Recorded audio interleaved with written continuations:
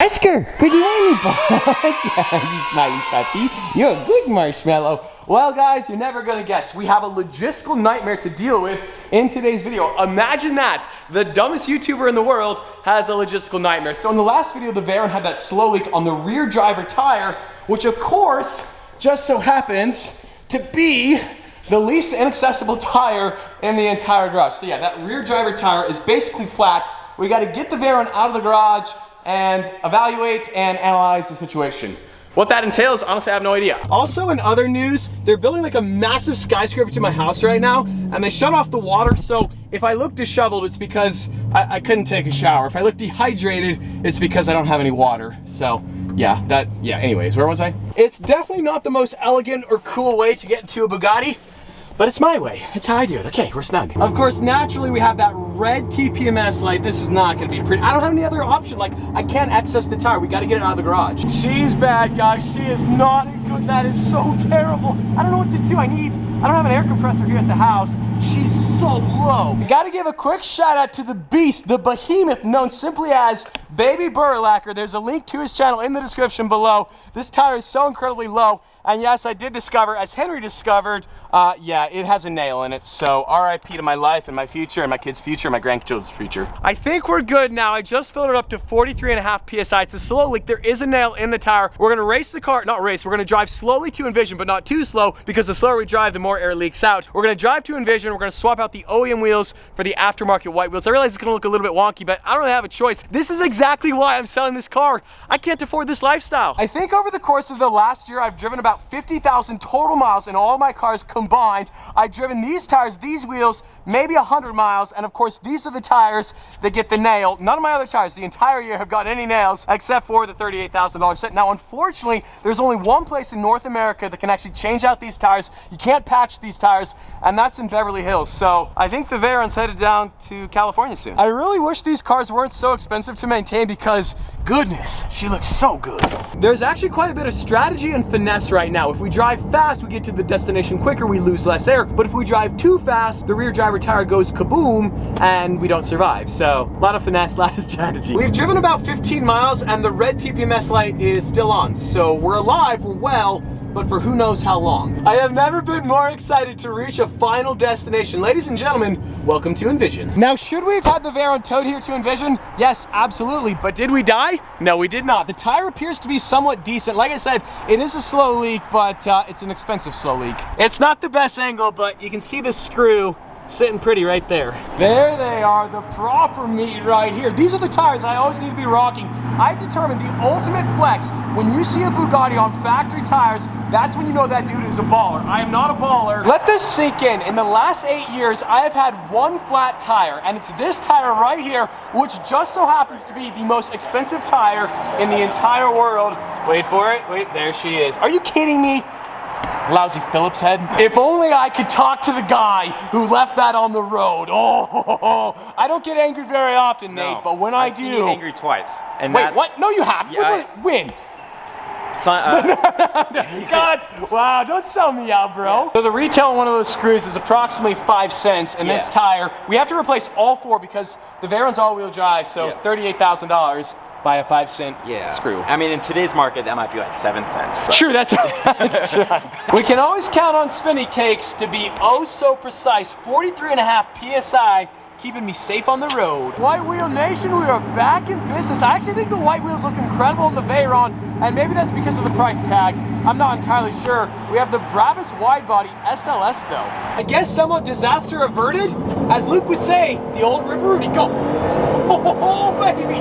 Oh, she's fast. In my last video, I raced the Veyron against a Chiron on an airport runway, and I got so much hate in the video, which I wasn't expecting. I got a lot of hate because I lost. Like, a Chiron beat me, and all of a sudden the Veyron is a piece of junk. It's like, no, a Veyron is an incredible car. A Chiron is $3.5 million and has 1,500 horsepower, but that's not what I got the hate for. I got the hate because I'm trying to sell a car, yet I'm still using the car. And a lot of people were suggesting that I should be saving the car for the future owner.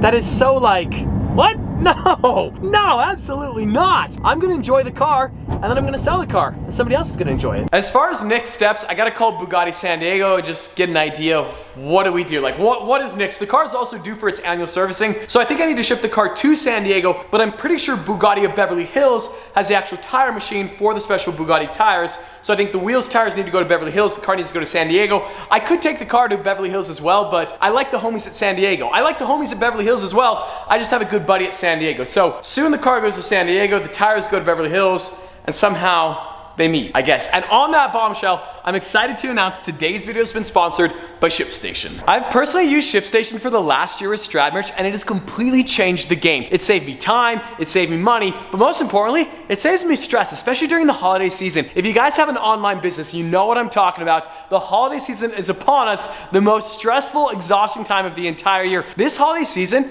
make your life easy, start shipping with ShipStation. ShipStation makes shipping orders out quick, easy, and convenient. With ShipStation, you can pretty much automate any shipping task. You can actually import all your sales from all your various sales channels into one simple interface. This way, you can seamlessly connect with shipping carriers, you can print out shipping labels, and get your products out the door faster. And ShipStation works with all the major carriers and gives you exclusive discounts with both USPS and UPS. Usually these rates are reserved for Fortune 500 companies. There's all these contracts, all these commitments, but with ShipStation, even the small businesses get the exclusive discounts. There's a reason over 100,000 sellers have gone with ShipStation. You guys know this, I know this, it's never too early to start prepping for the holiday rush, so get a head start with ShipStation. Visit shipstation.com/Stradman to start a 60-day free trial just in time for the holidays. That's 2 months stress-free holiday shipping for free. Visit shipstation.com/Stradman to start your 60-day free trial. ShipStation, baby, make ship happen. The cold starts on the Urus is so crazy. I'm yelling as loud as I can. Frequency intelligence and talk right there. Like I said, late at night, I can't drive the Urus, it's too loud. Easy, go.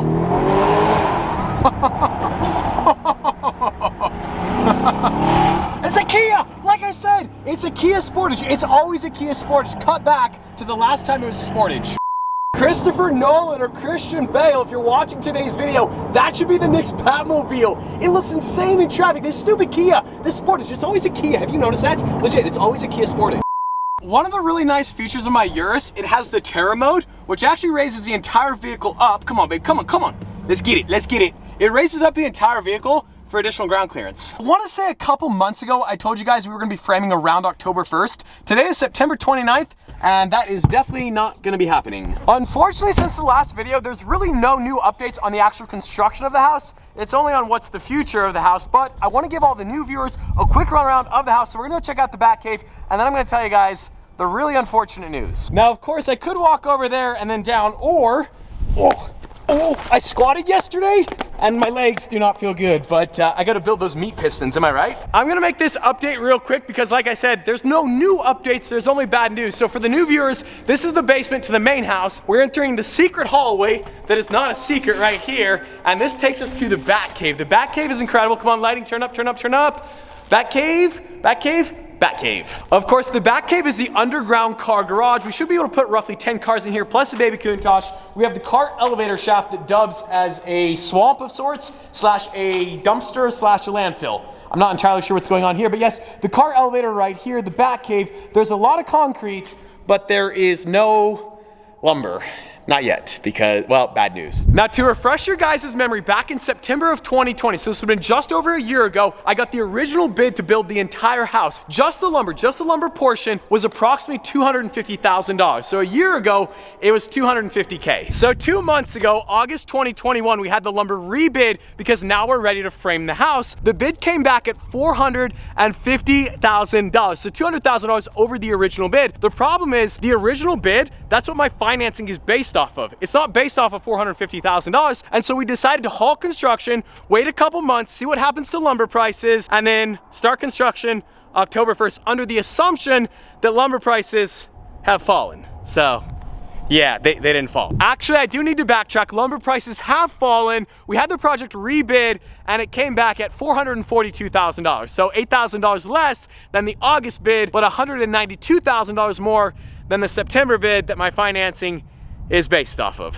So yeah, Yeah, I don't know what we're gonna do. So basically, in summary, from August 1st to October 1st, the price of lumber dropped for my project $8,000, but it also delayed the finish line of my project by 2 months, which means I have to rent for an extra 2 months, both my house and my warehouse, which cost me a lot more than $8,000 over the course of 2 months. So unfortunately, we took another L. But the other issue is there's still no guarantee that lumber prices are gonna drop by March or April of 2022. Like they might, we thought they were going to, but they might not. But then also, this is such a train wreck. I apologize for complaining. I don't like to complain, but I also want to be truthful with you guys and give you the proper updates. The other issue is my financing. My construction financing is a 1-year note. So I have 1 year from start to finish the house. I think that made sense. There's no way we're gonna finish by April 2022. So then I have to pay all these penalties for every additional month that we're under construction, but we might not be done for 10 months after that 1 year mark, which means I'm gonna pay a fortune in penalties. So obviously this is the first time I've ever built a house. So I'm an amateur. I have no idea what I'm doing. I've never even owned a house. I've never been a homeowner, and I'm trying to figure out how to get this house built, and I don't really know what to do. Either A, we play the waiting game, we wait until the springtime, and we just hope and pray that lumber prices drop. But there's no guarantee. Like lumber prices might keep going up. We might take a double L. Or we fork over the $442,000. They frame the house now.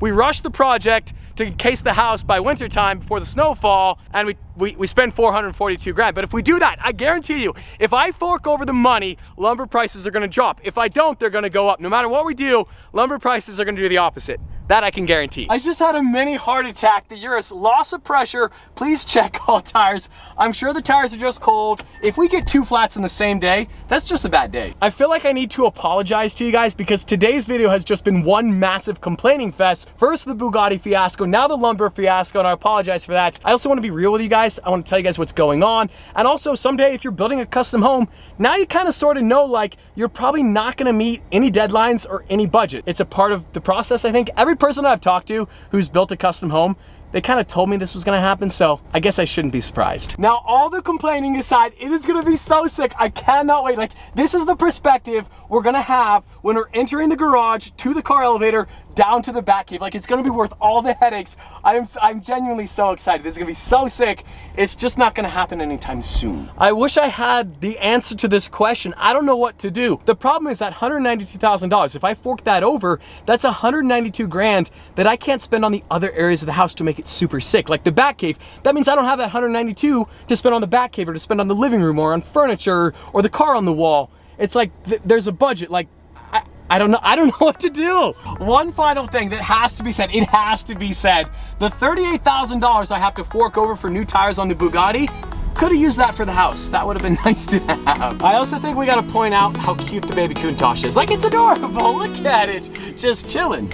Well boys, that's it. Today's video is over. I'll see you guys in the next vlog. Oscar, bud, yeah, we're gonna hang out the rest of the day, bud. I missed you.